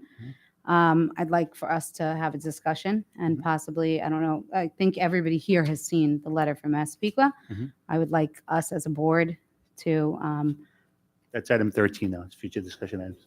oh, Yeah. But I will come right to you when we get to that. okay. I thought that's where we were at, sorry. So monthly reports, no other monthly reports. Hey, Rob, just one comment, just on the resolutions. We have a deadline of July 14th to submit them, it seems like. So just on that topic, Mhm. just we'll be aware of that. Okay. All right. Any visitors? Item 11? No. All right. Board discussion items. Do we have any quits tonight? No. All right. Future discussion items, Meredith? Sorry. That's okay. Okay, so I would like us to, first of all, we need to know the tax dollars that would be spent to do all of this. It's kind of silly, in my opinion, for the Board of Regents, and we could all go into, who they are and what they're doing, to tell us that we have to change certain things, but not really tell us exactly what we have to change. And then, being like, do we have to change our name? Do we have to change our logo? Do we have to, what kind of timeline do we have to do all of this stuff? And where are these tax dollars coming from in an already very tight budget? And, so we have a lot to discuss on that front, but I do believe that something needs to be sent to somebody on our behalf, because I know I've already gotten plenty of texts and emails today. Yeah, there needs to be a discussion about it. And, relatively soon. I mean, we have to squeeze it in somewhere. I know we have other discussion items that we need to discuss. I think the middle school 9-period days on that list. But I was at a track and field event today at CHME's, and I could just overhear people in the bleachers and along the fence line discussing exactly that. It is a concern. I mean, it's, something that we've had for over 60 years, in the history of Sachem. It identifies us. But certainly having the community weigh in is going to be a very important part. I agree. We have to have the discussion. So would it be okay if I made a motion to write a letter today? Well, you don't need a motion for that. Okay. If the board, we could take a leaning. If the board is in favor of writing a letter, we could do that. Right. Okay. Yes, is concept. We don't have guidelines from the about this yet. So is this a premature discussion? Because we can't even tell the community if we have to change names, mascots, imagery. The media is reporting on stuff that we didn't even have given to us yet. So is this premature, and should we wait until the next meeting when we have all the information from the state ed? Yeah, I mean, Chris, we're going to get guidance relatively soon. I mean, it was just voted on 11 o'clock this morning. I would think you would need guidance to Yeah. determine exactly what it is you have to do. Yeah. You get, there's a symbol here. Is that one of the symbols? There's a lot of questions. Yeah. I think you would need to have very specific information from the state before you did anything. Yeah, I did hear today, and I apologize for interrupting, but that they will be forthcoming. I don't know how quickly we're going to get that. And certainly, we would need council to weigh in on that and help us interpret some of the guidance sometimes that comes from the state in terms of what it is that we really have to do. So we don't have any direction in terms of that at this point in time. Alex, and then I'll come back to you, Sabrina, and then Laura. So my phone was blowing up today. Obviously, the whole alumni base is very upset. I was wearing something different before I came here today, but I thought that this was the most appropriate thing for tonight, at least. It's my understanding that a commission is going to be formed to create the guidelines and parameters of who's involved and what exactly needs to be done. I'm all for writing that letter. It seems like it's our only avenue always, because nobody answers emails and nobody picks the phone up. So this is where we are with some people who are unelected that make these decisions. But I want us to be a part of the conversation. I want the commission to understand that, we should not be lumped in with some of those schools that are lumped in. We can make minor adjustments without destroying the core of our history and our culture and our what we've done here for years. It's frustrating when the state does these things. I don't know if we can, I mean, legal counsel, I mean, I don't know what our role is, but, can we reach out to a tribe, a near, Shinnecock, whoever's closest, bring them in if they're willing to be a part of this conversation. Let them come walk around the schools and see if they're as offended. And maybe, the initial reports were that there was the possibility of, getting a waiver if they said that it was okay, that we shouldn't be lumped in. Is that waiver still available? Would they sign off on something like that? But none of the preliminary conversations have mentioned a lot of this. And I don't want to wait until it's, here's your piece of paper, and respectfully to the state, the way they do business and the strong arm style of, this is what you're doing. And if you don't do it this way, we're going to remove the superintendent. We're going to remove board members. We're going to withhold state aid. That way of doing business is wrong. It's not a partnership. We send a lot of money up there that does not come back, that they use to play around with. And if you ever read through the entire budget, you'd throw up because some of their pet projects are disgusting. And all we're asking for is to be a part of the conversation. And the money that we send up there should at least provide that for us. And maybe that's something we can put in the letter is to be part of the But conversation. we have to make sure that the people that we send it to are all the, not just Hochul, not just state ed. It's got to be Roger Tillis. It's got to be the Board of Regents. It's got to be all of our state reps who I know are behind us already, but it's important that they at least see those letters. And Now, what you mentioned earlier about bringing in a local tribe was part of the initial language. And my understanding is they've since pulled that off the table. So we can't even get approval from a local Native American tribe to be able to do that. They've taken that completely away from us. So that's another issue. Talk about changing, shifting the game, to work to their advantage. it's just another step of removing, local control. control. It's just an overreach from up in Albany. Sabrina, I'm going to come to Sabrina, and I'm going to come back to Laura. I agree 100%. I think the letter should be in the sake of collaboration, working with a tribe, having input, having them come and see what we have in our schools and what our, symbol of the flaming arrow is. I do want to honor Native Americans and their heritage. And I think that collaboration and speaking with one another, not just, slamming us with here, this is what you have to do, close the door, we're done. I think that there could be some open conversations between the school district with a tribe if they're willing to, speak and work and collaborate. And I think that's what I would like to see in the letter, saying local control, conversations, collaborating, and not just, well, here, this is what you have to do, A, B, C, D, and kind of work together to kind of meet at a common ground where we're honoring our Native American, but also keeping the Sachem. I'm not a lifelong Sachem person. So if I was, I understand why many people, I mean, on social media, we've all probably been getting texts all day of just, people who are in this community, how many years? I've been only 14 years. Some people have how many years of Sachem pride in their families. But I also want to obviously, respect the Native American culture, that maybe we could collaborate and see how we could get on the same page and, honor and do the right thing. But again, local control, not having that voice, and having those conversations, it definitely sends people the wrong message on both sides. Laura? So I agree 100% with Alex and Sabrina. We can't wait to send the letter. We have to send it now. Although I'm not a Sachem alumni, all my siblings are, my kids are, and my phone has been ringing. When I actually gave the speech when we won the LIC in 2013, I looked up Flaming Arrow, what it meant, the tradition, and those were the times that it actually brought tears to my eyes. The tradition that is Sachem, the strength that is in our community when there's tragedies and how we all come together. This is part of our history. I agree with bringing in tribes, and I think that we have to send a letter. It doesn't matter what a Board of Regents decides.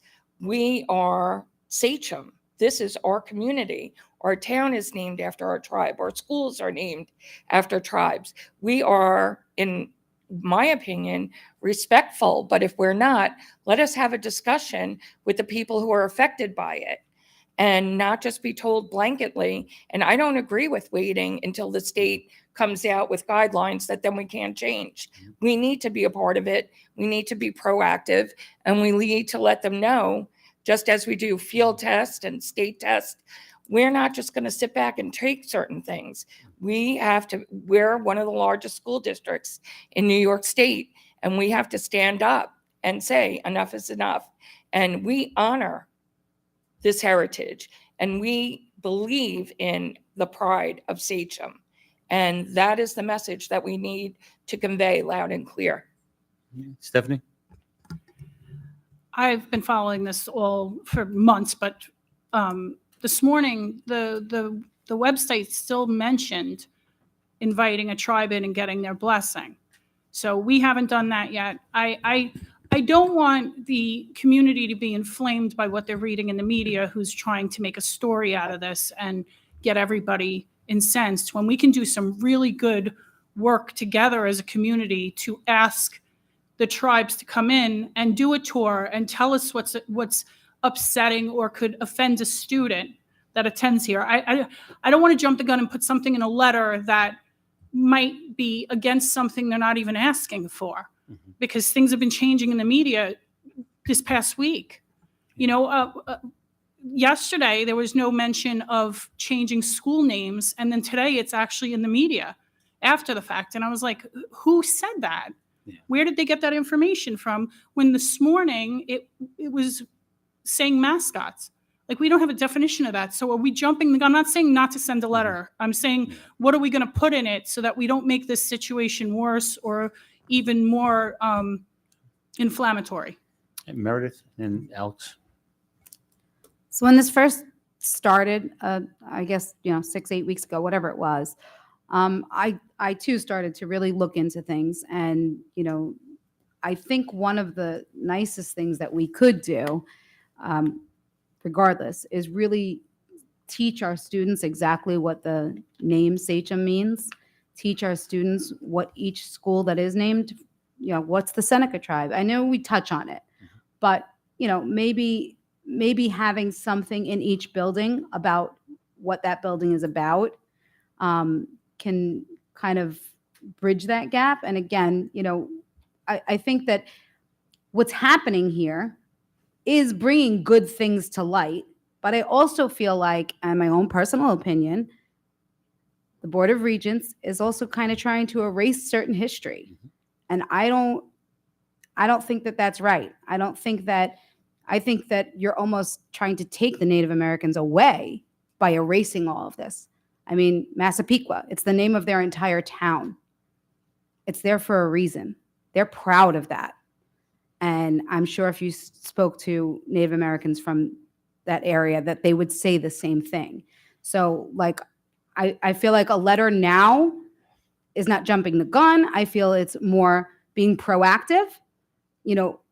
Like, hey, Board of Regents, could you talk about the actual regents that is harmful to our children? Could you talk about the fentanyl problem that's in this country? Could you talk about a million other things that are more effective, that have, that are more offensive? I mean, I think teenagers overdosing is a lot more offensive to me.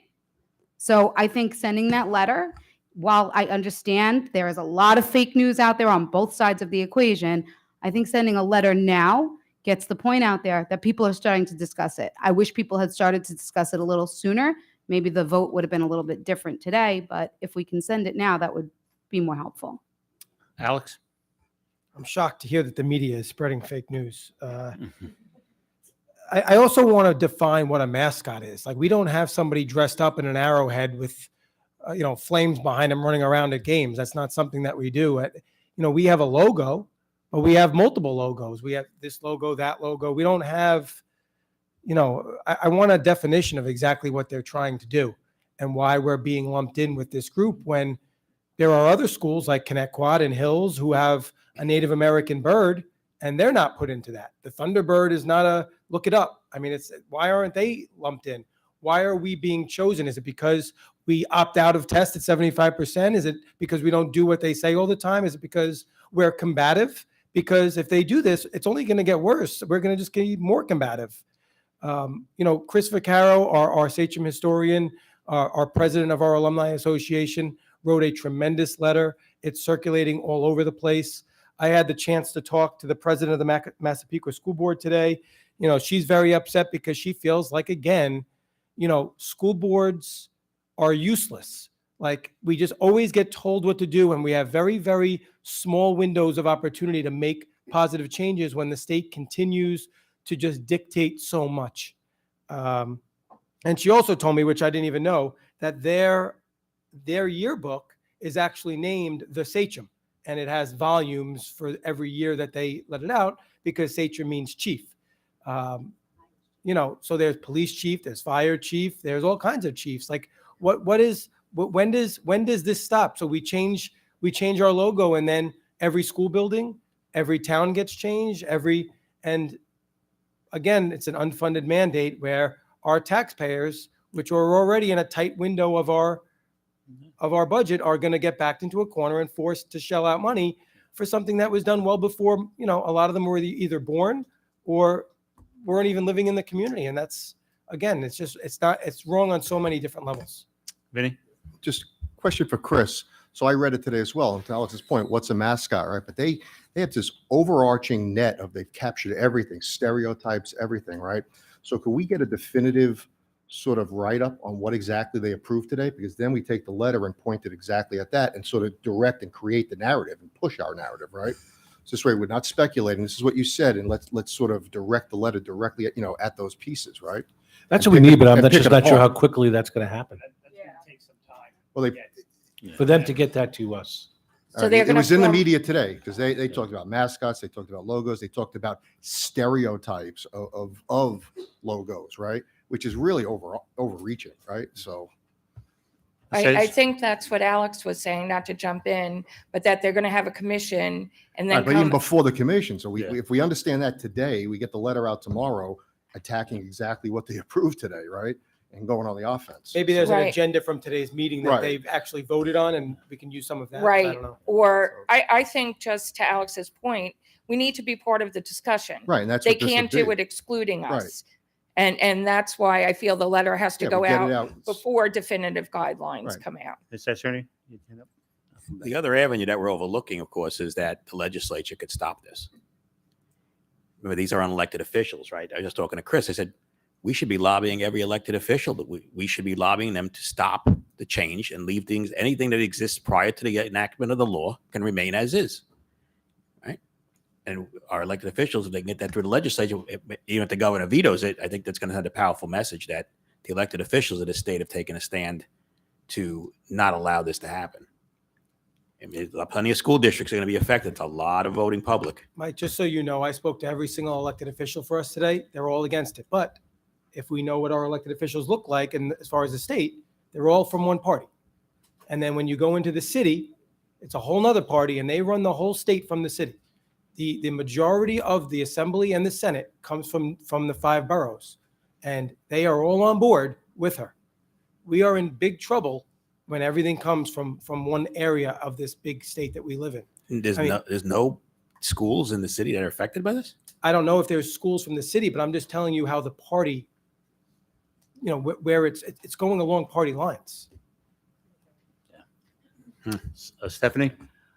This gained steam in the school district realm in 2015 about mascots. So this isn't new. It's just coming to a head now. One of the things that concerns me is we're speaking for what we feel we should keep, and we're not Native American.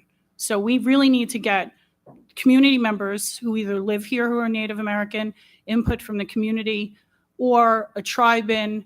Like, I don't feel comfortable saying what's important here when the people who are impacted, who this is targeting, because their kids feel, their students feel that they're being mocked, or, certain representations of certain things, which I don't know if we have here at Sachem, is going against their culture. So I just think that a letter with, there's a phrase in the special needs community, nothing about us without us. And to write a letter and not have input from tribes and not have people come in and tell us what we could fix is premature, in my opinion. That's, Look, I'm going to say this is very important. I mean, look, every district mascot is every district has it. The mascot could have different degrees of insensitive language and parents. I mean, we're an Arrowhead. We're not a culture, a Native American culture. So the thing is that we might have a different argument than say East Islip. We might have a different argument than some of the other school districts that have that Red Raider or that really offensive logo. So look, I'm in favor of sending a letter because I think we need to be part of that commission. We need to be able to weigh in, okay? And then at the same time, to your point, Stephanie, bring in a tribe, okay, to get their concerns in their feelings. But we're in a different situation in the sense that we don't really have a derogatory, logo. I mean, everything would have to change. Even our school logo has an arrow in it. We'd have to change our entire school logo. how do Football we fields know that are that's brand the new. issue? What's that? How do we know that's the issue? We don't. But the thing is, But if we that's- get that's ahead my of point. it and we send that letter now, and that letter doesn't have to be, offensive or strong. Just the fact that we want to be part of the discussion before you go ahead and our taxpayers are on the hook for $600,000, $800,000 in changes from letterhead to logos and fields. It may be more than that. Right. We want to be part of that discussion, rather than just being steamrolled over. And I think that's the feeling of the board is that we want to be part of that before that final decision is made. And at the same time, look, we could have that discussion. We can get input from community. Certainly could, I think I don't think we'll have a problem filling this room with different community members. From what I heard, just in conversations that were going on around me and some of the text messages we've all gotten today. There's a concern. I mean, I think what they're proposing may not affect our school, and I think that we should at least be able to weigh in before we spend, millions of dollars in taxpayer money, I think a way to address it is to have a tribe come in. I do also want to say that since I am an alumni, there have been changes in the positive direction, but there are still some concerns that, I see myself. But again, I'm not Native American. I would love to have someone come in and speak on what would need to be changed. Okay. Vinny? Yeah, just one comment. So again, I'm looking at Newsday, right? They're talking about schools that fall in a perceived gray area, which we certainly do, right? It's not, to your point, we're not a mascot, we're an arrow. And the origins of flaming arrows go back to ancient China, right? Rome, It's just Spain, Rome, right? All of that. So it's case by case. That's why if we get out ahead of this quickly, we can define the narrative and push our, what we're asking for. So. All right. So any other comments? So right now we have a request to send a letter. I'm assuming we're going to model that letter after Massapequa, maybe with the addition of that we want to be part of that commission and we want to be able to weigh in before final decisions are made. And at the same time, Chris, a future discussion item, okay, on the change of logo. By that point, we'll have some more information. Could we have kind of a sort of figure for the public? I mean, if you think about if they make us change our logo and you think about what that means, there's so many things that would be affected by that. So if we could kind of get a little bit of a budget so that our public knows, there's a big difference if it costs us $600,000 to do it. So you want to get an estimate cost on changing the Estimated logos cost on on the changing it. athletic fields? Yeah. Michelle, you hear that? What the cost would be to I'm change sure the it's gonna be logos, huge. and to change everything else associated with it? We have marble tile in Right. all of our elementary school. Yeah. I need to answer, nobody's asking us that yet. So we're actually feeding into the narrative that hasn't been given in the guidelines. No, we're just being proactive Yeah. for once. But We're very proactive- reactive. We're I being understand proactive. that this is reactive, in my opinion, because you're going off stuff that we haven't even been given. Yeah, but by as the time they guidelines. give it, it's going to be the final, How do we the know final that? verdict. They just voted this morning. If we come back to the next meeting and we haven't had any headway with guidelines, then I may agree, but we haven't even given them 24 hours to give us guidelines. Yeah. But the thing is, we're just doing our due diligence to find out what the cost would be, Stephanie. We're asking for, an estimate as what this change would how it would impact our taxpayers. That's really What what if we get hit by a tornado tomorrow? Do we have the cost for that? we have insurance. I know, but I just feel like this is feeding into the frenzy when we should be really looking into fixing what our problem is. All we're doing is writing a letter and asking to be a part of the conversation before they I'm give fine with a us letter to be part of a final conversation. I verdict. wouldn't want to model it after any other school district because we're totally different. Well- So, I'm not going to take words from some other board No, and but, make but it the ours. point I'm saying that the letter that was sent to us in a text message is well written. We could expand on it. We could personalize it. We could make it our own. We could add some of the additional language to be part of that conversation within the commission. We could tailor it any we want. I would say that we use that as a baseline, as a guideline to establish. And Chris, we could forward you that letter if you haven't seen it yet. Very well written by the and all of the Board of Education members from Massapequa did sign that. It's I just- read the letter. I didn't read the letter as if it was a Sachem letter, so I can't even answer I'm that not saying right we now. should take that and adopt it. Right, no, exactly. I know, but Yeah. I'm not going to say it was well written because it might have nothing to do with our community per se. So I Mhm. would like to have time before making a decision like this, but I can already tell I'm outnumbered. I just want to, Yeah. I just think we're premature. They just made the decision this morning, and we don't know what our problems are. It might have nothing to do with anything that we brought up. We don't know. That's correct. Okay. Yeah. Okay, Ms. Isern, and then. I was going to say, I we'll go mean, the one thing they did mention was mascots, and that's one thing we do not have. Mhm. So we could actually start the letter. The basis is, we don't have a mascot, right? Our mascot is a symbol of an arrow, right? Not a named thing or a person or a caricatures, right? It's an inanimate object. So, I mean, you could start with that basis because they addressed mascots in particular, right? We could say we don't have one of those. So. Alex, and then we're going to wrap up here. Yeah, I just want to reiterate again that the letter is, we were one of 11 schools named. So, they didn't name Bayport, Blue Point, the Phantoms. They didn't name the Colonials of William Floyd. We were named. So I don't think we're being premature. I think that we are reacting to today's. Who named us that though? The media or the state?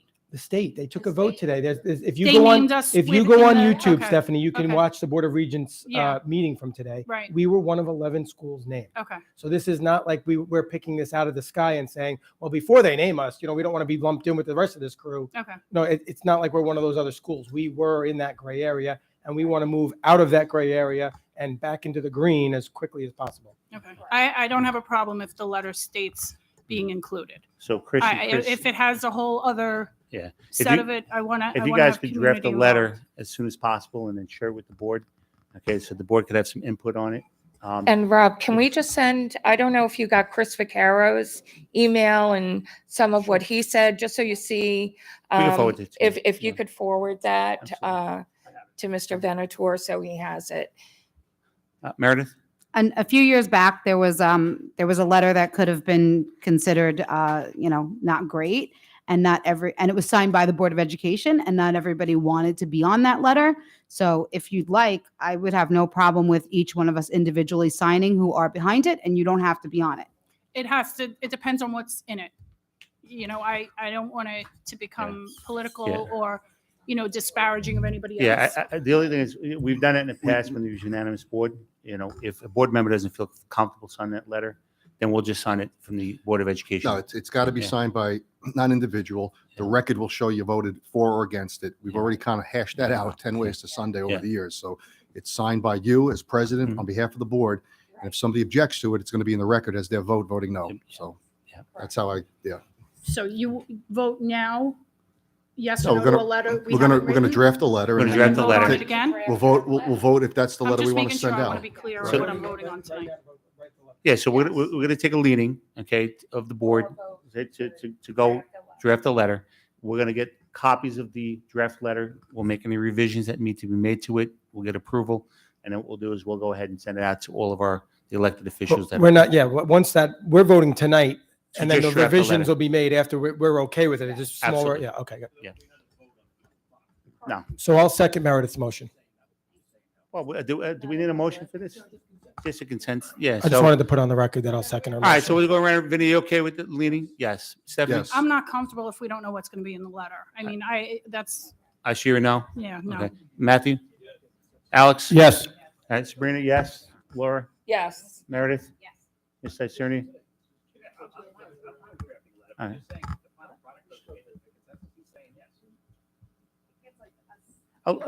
Once again, a leaning, a leaning of the board. The final product, is everybody okay with this? If we're okay with it, we endorse it and we send it out. Yeah. And just for the record, I'm okay with the drafting of the letter.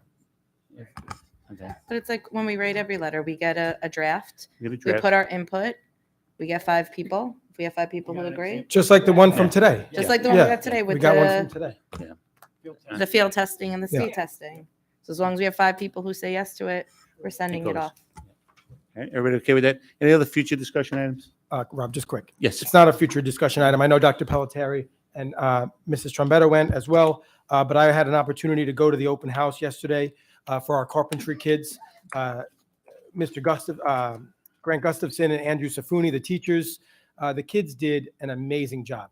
I could tell you that I am good at some things. I would never be able to do this. This is not my avenue of expertise. I mean, from the trim to the lighting to the windows to the tile in the bathroom to the wood floors, they did such an amazing job on this 1-bedroom cottage that they built. They made this flyer as almost like they were actually selling it, and then they were taking it down today. That's how they've been building it for a long time, and then now it's about talking about demo and break it down, and that they can reuse some of these materials for next year. But I just want to give kudos to the teachers, to the kids, to everybody involved in that, and to be able to keep something like that in-house and not have to put those kids on a bus to BOCES and send them out is really an amazing thing. And, that the program is growing, and it's really, really nice to see. Hey, Rob, just a comment on that. I saw the Yeah. pictures fantastic work. Do we have partnerships with unions for job placement after, right? Carpentry unions, things like that. Is that something that sort of I comes know a on lot of our site? kids get placement. They join unions. Yeah. They become apprentices. Yeah. I don't know any in terms of specifics around that. Just so you know, Mr. Gustafson was talking to one of the parents while I was there, and he has, and Mr. Safuni have a lot of contacts in the local unions. And if the kid really shows that this is something that he's interested in, they will make that call, and they will help great. that Yeah, no, child. it's fantastic. Because again, and we've talked about this a lot, college is not for everybody. And if this Right. is something that kids are passionate about, we should support it and we should build it. And if they need more from us, then they should ask, and we should get them what they need in the future. I'm assuming that particular program is accredited by the state as far as a national assessment that actually gives the kids a technical regions endorsement. Yes, that's It what is. they're taking down the house now. They're going to repurpose some of it at Yeah. North and build another shed for the special ed garden Mm-hmm. out in one of the courtyards. And then they're going to be doing a couple more projects, and then they're also preparing for their exam because it's state accredited. So I get, when you have that, in all honesty, what happens is you have articulated agreements with different universities that actually have a post-secondary, associates and even a bachelor's degree in construction. And these kids actually roll into some of those programs with 3, 6, 9 college credits. Yeah. So I know many of our programs have that. One point I want to make, I couldn't get there, but I did see the flyer is absolutely beautiful. I saw the pictures that Ms. Trombetta sent. The work is absolutely beautiful. When I started my career teaching up in Western Suffolk, Wildwood Education Center was actually part of Steuben Allegheny BOCES. They actually used to build a 3-bedroom home that was a modular, and at the end, when they were completed, they would actually put it up for sale, and the community, somebody in the community would buy it. They would be responsible for transporting it off the property, and they would pay all those fees, and that revenue would come back to the district. I'm not sure if that's something that we could ever do here, but instead of recycling the wood, I mean, the kids spend. I see it in my own school. We have my particular BOCES. We have 6 or 8 of those homes because our program is very large, and it kills me to see them taking a chop saw and cutting that all down to recycle wood, and kids taking nails out. Where I'd rather personally see our kids start with fresh wood the following year, maybe with the revenue from the sale of that item. I think so much time is wasted taking it apart. Whereas if there was a way, we could just put it out for sale, and the highest bidder takes it. Then we'd start fresh with fresh lumber. But that's just something that we did upstate. It was pretty amazing. They would come with flatbeds, and they would take half the house, white trucks, and they'd take the other half of the house, and they would actually not the kids, but a company would actually reconstruct this house on a foundation, and it became somebody's permanent home. Stephanie? A few years ago, there was a parent who was trying to get the direct to work for our trades and create those kind of organizations. I'm pretty sure there's ones that exist already, but the kids did an amazing job. I wanted a bid on it. I didn't know it was getting ripped apart, but 80 grand is my bid. No, kidding. The PTAs would love that. Don't rip it apart yet. Yeah, seriously, there's a bid. Ting. Fill the No, budget, yeah. But the It's for sale PTAs for would take that. 200,000, just so you know. That's on property. That was on lands. The PTAs would take one immediately in place of having to do the same auction over and over every year. If we gave a PTA one of them to raffle off, that would be incredible. But can I add a future agenda item in the Sure. middle of this? Yep. Can we get an update on Union? Speaking of property, That would be for the community. Yeah, it would be an exec session. That we can't give the community anything. Nothing. Okay. All right. So just to put Dr. Pelletier on the spot, you mentioned sort of an idea with Habitat for Humanity with this. So I don't know if there's any comments you want to share, but Yeah, I great idea. actually Just for- reached out to local legislator Picarillo and spoke with Mr. Trombetta and some of the other folks at our schools in terms of working with an organization, either Habitat for Humanity or the like, where our kids would actually learn instead of in a shop here, where they could take some time and dedicate hours to actually building housing for those in need. And I think that would be even more incredible in terms of, instead of, like Mr. Scavo said, taking this thing apart every year, to actually build something in terms of our kids, that giving back, that instilling this culture of care and letting it grow throughout all of the county. And so that is something that we're looking. I spoke to the North folks yesterday, South, the East folks, and again, local legislators, and looking to see if we can't kind of get people together. We even talked about half of a piece here and half of a house here, or together meeting somewhere and working together to help build. So in terms of trying to sell it, there are different issues in terms of having everything up to code. As you saw yesterday, not all pieces are finalized and things like that. The electricity is rigged in certain parts, so we'd have to make sure, obviously, that we're at a standard that is a high standard in terms of actually putting it out for sale to some folks. But being able to build something for our community would be really, I think, the ultimate in terms of what our kids are learning. And as mentioned, college and career, right? We are looking for college and career readiness. That's our goal for our kids. Did you have somebody? All right, Meredith? So just to add to that, I do have a son who graduated the program last year. He did the 2 years and he graduated in this past year. And he's working in the construction industry and he's really successful at it. And they do learn a lot.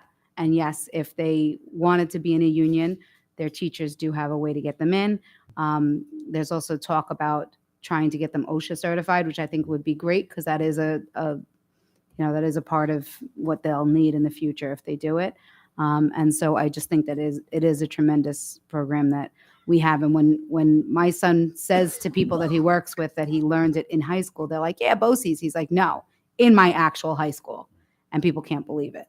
Something that we do, Vinny, to your point, at our BOCES, is we actually have career fairs where each one of our trades, our automotive trade, will invite dealerships in from all over Long Island, and they actually conduct interviews, and it's something that we may want to do, is bring in construction companies from all over Long Island to conduct interviews and hire kids right on the spot. It's pretty amazing to see kids get offers, at the school, and the smile on their face that their 2 years of hard work finally paid off. So it's something we could think about as well. Any other future agenda items? Okay, sure, absolutely. Seacham has gone through many tragedies this year. The most recent one kind of affected my kid's school and my daughter's grade.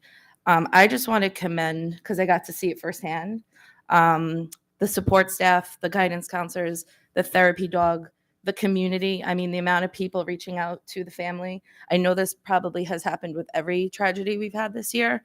But again, I got to see what an amazing staff community we have here, that when things like this happen, how we do come together and support each other. And I just want to put that out there. I think from our cabinet to our principals to our support staff, really being there, that, my daughter came home and shared everything that she saw, a lot of kids had anxiety about going. So again, just firsthand experience, it was just, it took a lot off of a lot of the parents. And again, my heart goes out to all these families this year with the tragedies, but this community really does come together when, these things happen, and our support staff and our teachers and thank you, for supporting and loving our kids when they have to go through things like this. And I think our whole board, would agree with that. So thank you to everyone. And, just that's Sachem. And no other future discussion items? Chris, you just, if you want to, is that something you want to share regarding the budget we talked about? We talked about, Mr. Scour had raised a concern around guidance and BOCES and CTE guidance counselors. I did go back and work with Dr. Miller and Mrs. Trombetta in terms of making sure that we have dedicated BOCES and CTE counselors at both North and East High School. That will not be all that they do, but we will make sure that they are dedicated to that, so they are that one-stop shop of information for our kids and our parents. We don't have that right now. That is something that we're going to create. I know a lot of districts do this around us, and I think it's a great step forward for us. Our next meeting is actually scheduled for tomorrow night. It's going to be a quick meeting. It is a vote of the trustee election for the Eastern Suffolk BOCES. There were 6 p.m. tomorrow. There will be no exec session tomorrow night. That ends. It's going to be one, in and out pretty quick. Our following meeting is actually scheduled for May 3rd, okay, here in the boardroom. At this particular point in time, I need a motion to go into exec session, discuss student discipline appeal, okay, as well as potential litigation and public hearing of charter school. Any motion? Mr. Reynolds, second.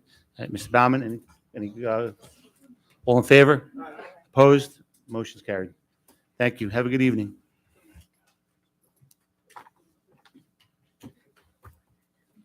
Thank you.